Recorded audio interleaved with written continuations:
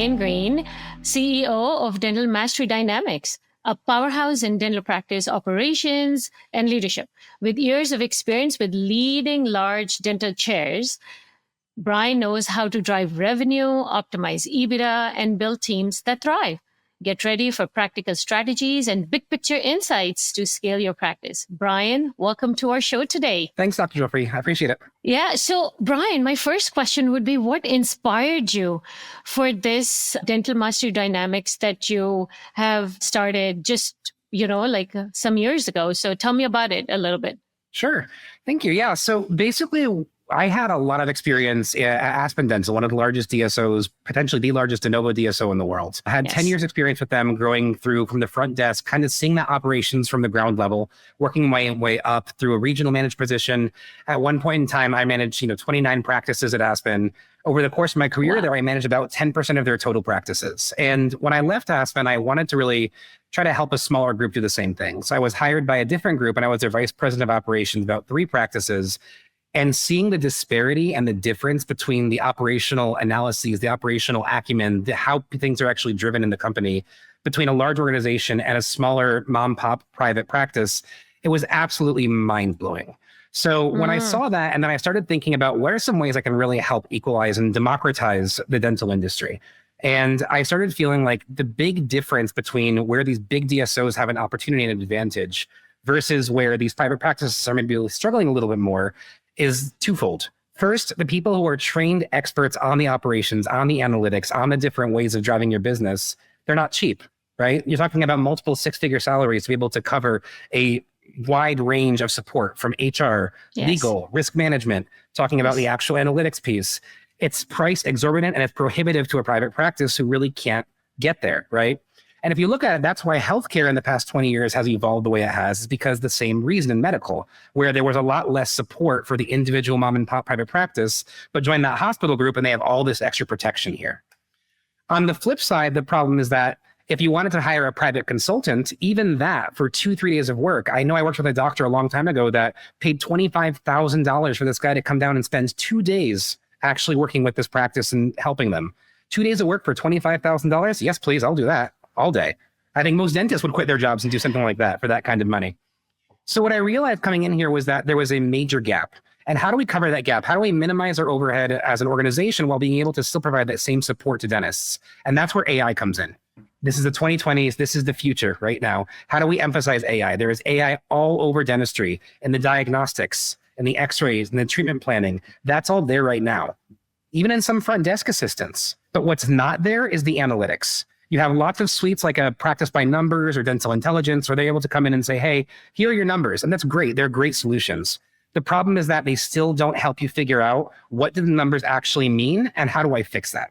So that's where Dental Mastery Dynamics came in, was I'm building a product to really help give those practices that same operational advantage that these big companies have for a fraction of the cost of what you'd pay for a consultant or to have to hire somebody yourself. Wow, that is really amazing. So like a practice with 1 or 2 dentists or 1 or 2 locations, they would be able to see their numbers and EBITDA in one area. Is that like a software that they can imagine? Yep. Yeah. So what it would do is it's going to actually be able to create a metrics page. So I have metrics we pulled out, and it can work with any of the major dental softwares right now. So it works with EagleSoft, Dentrix, Open Dental, you name it. The majority of them, I believe about 70 different dental practices are where I have to work with right now, like dental practice management softwares. So with a lot of different platforms, it creates a unified metrics page, and then it's going to be able to send a text message and communicate with the doctor and the office leadership about what the numbers are, some highlights of the numbers, and recommendations to correct some of the negative numbers to help improve. On the back end, then it'll continue to follow up. You can actually reach the AI versus just like a chat GPT. There's going to be a chat window within the metrics page, or you can text it, or you can give it a phone call, and it'll actually have a verbal communication with you. So there's a lot of special ways to communicate, and it'll not only give you those recommendations, but you can bounce ideas and questions off of it, such as, hey, doc, or hey, I got a question. My front desk has called out of work for the past week and a half. I think they're looking for another job. What can we do? And it will be able to give you coaching and suggestions and feedback based on historical, and we have over 25 years of dental practice in data that we've now uploaded into this AI that we're going to be able to use historical patterns and trends to give you future behavior predictions. Oh, wow. So it can actually, you can ask questions and it's going to help the clinician with all these things? Because it's I know literally like a directive operations, except an AI instead. a person. Yep. Oh, okay. Because I know many dentists, especially if they're not working with the DSO or big like Aspen Heartland style, the clinicians are just clinicians. They have no business sense because they're so type A and they're always getting into the finesse of how they could treat the patient, right? But they have a hard time with the business numbers. They probably don't even know what their overhead is. They don't even know what their dental assistant is ordering, how much it is, where the salary is going. So for those reluctant business leaders, you think it's going to work really well, and and they can still be chairside. That's the idea, is that they don't have to focus on any of the business. This will do it for them, and then it'll help them get through so they can just focus on doing what they love and what they went to school for, which is being a dentist. Like, I'm going to play a little game with you, Doc. What dental school did you go to? NYU. NYU. I've known lots of NYU grads. Tell me, how many business classes did you have in your dental school? 0. Yep. Zero. So every doctor I've ever asked that question, the answer is 0. The most I ever heard was 2. But the qualifier was, the person told me 2 was those are the only 2 pass-fail classes they had in dental school. It's like, what was it? Your midterm was flipping your sign for your door from closed to open. And then the final's a little harder. You got to lock the door first and flip it back to closed again. So like, there's not any of that business acumen. And what I find very funny about AI in dentistry right now is like I mentioned before, there are so many AI solutions in dentistry, but they're all focused on clinical. That's the one thing that the doctors more than anything else understand and know is the clinical side. So why is AI on that end versus the area that really, let's face it, dentists need the help. They need the support in the operational, because there are opportunities. I mean, look, let's be real. When you go to these DSO practices, these practices are considered mildly successful when they're breaking $200,000 a month in revenue. You talk about a private practice, they're happy to hit 75 to 80. Like, it's a completely massive disparity between the DSO mindset and the private practice mindset. And what I want to do is help create that same success and that same ability to really be able to never worry about anything except for the clinical side of dentistry from a private practice perspective. You don't need to join a DSO. You don't need to feel like you have to sell out to the big group to do that. You can get that support without joining them. Yeah. No, that's really good. And I think it's going to help them scale as well, right? If they're looking to get another associate, let's say it's one doctor working and they're getting burnt out. What do you think? It's going to help them get the numbers so they can understand if they can afford another associate in the practice, or even if, things like that. So can you shine some light on that part? So let's say if it's a dentist thinking about getting in, they're like, we don't have the overhead for another payroll. How would this help them? Sure. So as far as that goes, again, it's going to have a lot of benchmarks based on our historical data for dental practices, where they were able to continue to be profitable, at what revenue level, at what case acceptance level, what schedule maximization utilization you're doing. And from there, it can actually tell you, okay, so this is where you need to be able to afford that next FTE, that next associate you're going to be putting in. That based on the connections we're making, you're going to be able to pull reporting about anything you want within your system. So if you say, hey, I want to get a second doctor, but based on what we've talked about before, I feel like I need to be at 180,000 in collections. My collection seems a little off. Can you help review some patients that maybe I'm still missing out some collections on? Sure. Here's a list of your last 6 months of patients that still owe you money. Here's your AR report. So it'll pull customized reports for you as well. I know my business partner, my chief operations officer, Kristen Milliken, she's wonderful, also has 13 years of experience with Aspen. So we both combined have about a quarter century with them. And she's working with a couple other groups since she left Aspen. And what we're noticing also is how fragmented all the different solutions are. Like, there's an AI solution, like we said, we have ours for operations. Maybe you have a solution that helps you with your collection. Maybe you have a solution that helps you with your insurance submissions. Maybe you have even like a current AI that's like an AI receptionist for after hours. What we want to do is combine all of that long-term into one platform. So you can go to one group, do it one time, and we are integrating everything for you. So it becomes a one-stop solution operationally. Turnkey, start to finish, can do everything you want. Okay, so a dentist can choose to get the whole program, or they can also choose to get if they need help in something else, and then they can build it up. Absolutely, yes. There's different levels of subscription for us. The top level subscription will actually have a little bonus in that myself or my chief operations officer, or future as we start growing as well, will actually do a quarterly site visit as well to input more information into the data. So we're essentially offering our own consultative services, doing the same office visits and things that you'd get from a consultant. But again, you're paying a fraction of the price. And we're able to code that into the AI, and the AI can then do follow-ups for us based on what we're finding to continue to reinforce and give you the continued practice behaviors that will help maximize your profitability and efficiency in the practice. And you said it is easily attached to, the APIs are easily attached to any of the major PMS systems that the Exactly. dentists Yep. use. Is it also attached to any of the financial softwares that people use, like Sage Intacct, Outlooks, and stuff like that? It's not Or attached there yet, but the nice okay, thing is that because the PMS systems are almost always integrated with those systems already, I'm pulling data from what the PMSs are putting in. So in other words, if okay, you're posting a payment through Dentrix, but you're using, Square or something to take that payment, as long as it's posted in your PMS, my system is tracking that and able to see where we're actually at. okay. Yeah, that's very interesting. I think it's really helpful and mind-blowing that the number crunching is done already while we as clinicians are still working with the patient, and we don't have to pull like ton of reports and stuff like that. You can ask simple questions and it's going to spit it out. So it would also do treatment plans? Yeah. So it won't actually review treatment plans. We're trying to avoid the clinical side of things right now because I don't want to touch that at this point. We're going to eventually potentially grow into that role. But for now, it's more focused on the execution on the back end. So it might tell you, hey, your presented like dollar value is very low right now. So let's talk a little bit what that looks like. Is that because the fact that you're having patients as a patient choice thing? Are we offering a lot of options? Is it an acceptance issue? Maybe your consulter is not getting you're talking about implants at one moment and you come back and say, oh, but also we can just pull that tooth.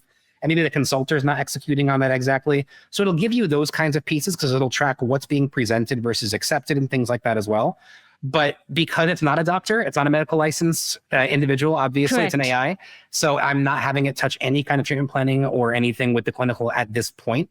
Eventually, I might integrate something similar to what some of the other AI programs have, like a X-ray helper tool or something like that. But that's long down the road. Right now, we're really focused on the operation side because that's where we're lacking. Yeah, you're right. It can't really talk about the clinical treatment, but at least the graveyard treatment plans that are sitting inside our PMS system, that will absolutely it can at least pull it and show where we're losing revenue or help the front desk call. Absolutely. Be more. Well, and there's some pretty exciting stuff happening too for us. I know, our next version, which I'm kind of keeping somewhat under wraps, but I'll say a little bit here. We're also looking at it not only taking a receptionist position, but handling all patient satisfaction complaints.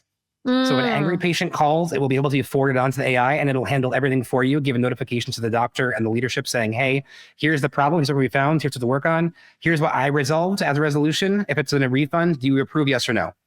It will handle everything. How much time do you think a practice could save by not dealing with angry patients all day? Yeah, absolutely. You're right. Because it's just not one person involved in it.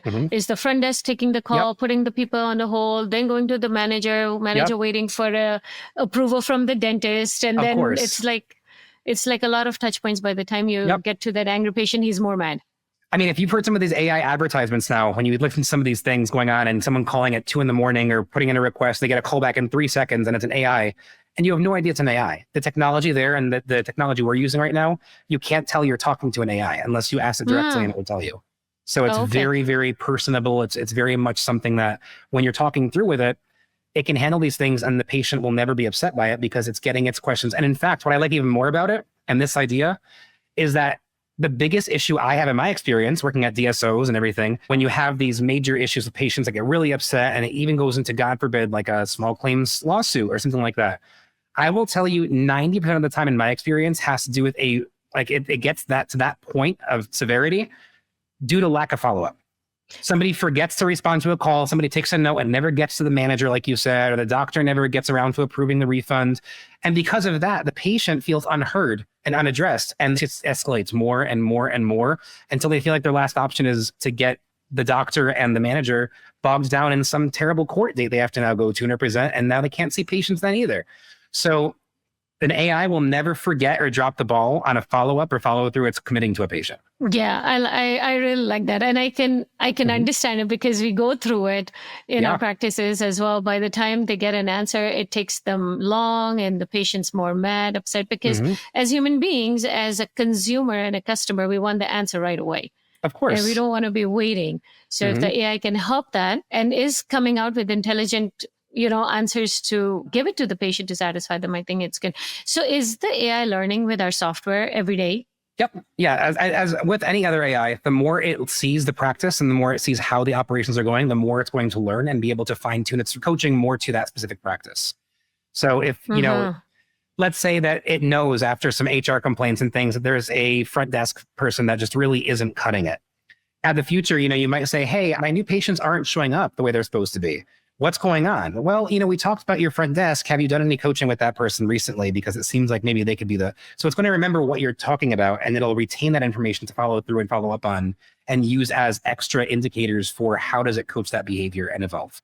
So we can use in reviews, team reviews okay. So that's an added benefit that's coming everything along. you want to do with it. Yeah. So what would you say, how, if the dentist is interested and they listen to it, what does it look like when they call you, and do they get a training? Do they get a demo? Yeah. So we're currently in beta testing right now. We're actually finalizing. We made a quick shift over from our middleware vendor that we had before, which was working with some of the DMSs, to one that has a little bit of a better solution for us. We're finalizing that this week. We have a couple beta testers. Frankly, right now, we're still looking for additional beta testers, so free of charge for 90 days. After that, I mean, really, if you go onto our website, dentalmasterydynamics.com, which I was told, I got feedback it wasn't the best company name, but if you're a dentist, you get it, since the initials are DMD. That's why I did it. I've always been known to be kind of the jokester a little bit, so I want to do something kind of fun. But if you go to dentalmasterdynamics.com, it tells a little more about the system, what we're doing. We're going to have some demos on there very shortly, but happy to give any demos for anyone that's interested in that. Go through kind of what that product looks like and walk through what the different levels of support would be as well. Yeah. And I think if you're offering that 90-day demo, that's really beta testing, that's really interesting, because anybody can try it, see how it works. And the way it sounds like, it's going to take a lot from my plate, Of course. Team building, constant team reviews, what would you say, consulting with the team, because as a clinician who's always with the patient, it's very hard. Exactly. And we want somebody else to take care of it.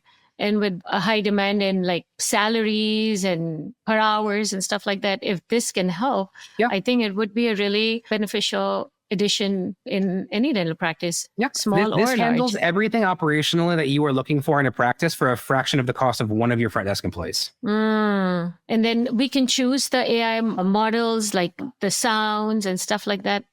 That I haven't established yet. I can definitely look into that. Like I said, we're still early in kind of our product. So I'm happy to take feedback as part of the beta test as well, as if we want different options. Right now, we just picked one of the most, natural sounding voices. Natural so come back. I do foresee that the majority of the communication with the AI from the doctor side would probably be through the metrics page, so via the chat bubble. But that being said, there's still going to be that option that we have available. So the idea behind it, and of course, all those different ways of communicating are all in the same knowledge base. So that means that if you call it about something and talk to it, it's going to remember what you talked about and incorporate it into your text conversation the next day. So it'll be able to continue that conversation. It's not like there are 3 different individuals you're talking to that all follow up on itself. Okay, it's the one. And then the dentist or the team manager is talking to them through the text, the chat. Text, chat, or phone call, any of the 3. Or phone call. Okay. And then you guys are behind it just in case if So we're doing it. That's the other cool thing about what we do too. That's a little different than either a consultant or a intelligence software like a dental intelligence or Practice by Numbers, is that we have a human hybrid escalation. So it's not just computer and it's not just people. It's going to be starting with the AI and with the metrics that we've taught it and how that kind of works and how they correlate what they mean. But if that's not the answer you're looking for, there's going to be a way to immediately escalate to myself or another operator that can give you that human follow through as well. So you're always going to have a quick touch point to somebody who has the live experience, who's done it successfully for many, many years. Okay. Yeah. That's satisfying that, we have somebody that like you who can reach right away to follow through or have any questions, because obviously it's learning with the practice. Well, so and just like with patient satisfaction cases, I know for myself, being accessible is very important to doctors. Yeah, absolutely. One last question also, how would you recommend balancing like production growth, overhead control with the AI being established in an office? I'm sorry, can you rephrase the question? I don't think I quite understood that. So let's say a dentist is thinking of getting into it and they don't know if it's going to be worthwhile or whatever. So what would you tell them, that how would their production and their overhead be better having this absolutely. AI? Okay. So I think at the end of the day, when it comes to a product like this, knowing your business is the most important aspect, and that's how you're more successful. One of the best books that I've read in a long time, and it's one of my operations Bibles I use. It's called The 4 Disciplines of Execution by Sean Covey, which if you know Stephen Covey, it's Stephen Covey's son is Sean Covey. He wrote this amazing book. One of my favorite parts of it is talking about keeping a consistent scoreboard. right? And the fact that if you think about like a basketball game, if you're watching an NBA game and there's no scoreboard, how hard are those players actually playing? Yeah. They're not. I mean, they're playing, they're having fun, they're going to do what they want to do, but they can't see what that is and they don't get the analytics afterwards. If you look at sports evolution and how that's happened over the past 30 years, the more analytics there were, now you've got these high flying offenses, you've got all these things that are working so differently and people can fine tune very specific parts of their game that they had no idea were ever missing. When you're talking about business, it's the exact same thing. If you don't have a scoreboard and understand the analytics behind the score and what those little things mean, you're never going to understand the levers you can pull to make that huge impact and that huge difference. So you got to have a practice that's 90% at case acceptance, which is wonderful. Everyone thinks you're the best practice in the world, but you're only at $80,000 in revenue. Why is that? Well, it gets to a point where you have to make a decision. Are you going to look at something that's going to be an option that will help coach you from now on forever? Or are you going to hire somebody that's going to come in for a weekend, give you some feedback, give you a little bit of something and say, Godspeed, good luck, let me follow up with you in 6 months and see what happens. And really what it comes down to is that minute day-to-day adjustments and assessments are what's going to make the biggest lift. I don't have numbers yet. That's why we're doing beta testing, is to get those success numbers. Because also I know, let's be real, this is 2025. What have you done for me lately? And where's the proof?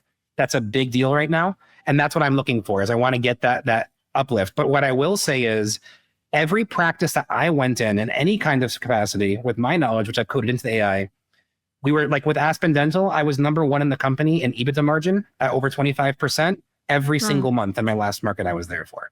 And it was significantly below that when I got there. So when you're talking about what you can do with the margins, what you can do with the numbers and how this can help you, I mean, really, it depends on how much you adhere to it and how much you're going to utilize it for your day-to-day operations. But I can tell you that you will be very significantly improved in your profit and extreme cuts on your overhead, especially long-term. We have another development project coming up in our next version, which will also be able to upload profit and loss statements and analyze those for you as well, to give you where are you overspending, where are you looking at things that maybe you don't need to spend this much on something. How do we identify those behaviors in the back end to further streamline your profitability? But right now, it's all about knowing that scoreboard, getting those specific analytics and understanding where you can pull the levers to make the biggest impact. And that's where it comes from. Yeah, that is very huge. That is really, really huge, because it's going to give you the pulse or the heartbeat of your office, where is it going? And if you are in a transition phase that you want to sell or give it to another practice, at least you have all the numbers right. So you're not undersold, or you're just not, being lowballed for your office. And you yourself know how things are going. Well, and to your point before, and to finish my example from earlier, is that if you're at that 90% acceptance and $70,000 in revenue, you may not know where to go from there, because that's the first thing you see. Like, this is great, I don't understand. But then my system might come in and say, okay, well, let's talk about your consulter, because you're recommending these treatment plans that are, implants and SRPs and things like that. And then your consulter feels so bad for the patient that they're letting them walk out with chief complaint, simple extraction. So they're accepting, but what are they accepting? They're accepting nothing that you're recommending, accepting the chief complaint, and that's it. That's a consulter issue. Now let's talk through your steps of action to attack this. Let's review some consults. Let's look at what those look like. It'll let you upload videos of consultations to review those for you too. So there's lots of different ways that it'll be able to really analyze and help you figure out, how do we get from here to there? Because this is where we know we should be, and this is where we're currently at. Okay. Well, Bryan, this was very, very, very insightful. I really liked it. My mind is also thinking how it can be utilized in our offices. So what would be the next step for a dentist? Right now, I know you said it's the beta phase. You're looking for some more a dentist to join in. Yeah. So really, we have our contact page on dentalmasterydynamics.com, or you can find us on LinkedIn or Facebook. I have business pages on both to ask about that. Also, my bio that will be attached to this has a little more about the company. I'll make sure I also attach you an addendum with my contact information. You can call me directly, send me a WhatsApp, email, text message, phone call, however you want. Happy to talk about what that looks like and how we can continue to grow that partnership and potentially see where this can go. Yeah, I think that's really great.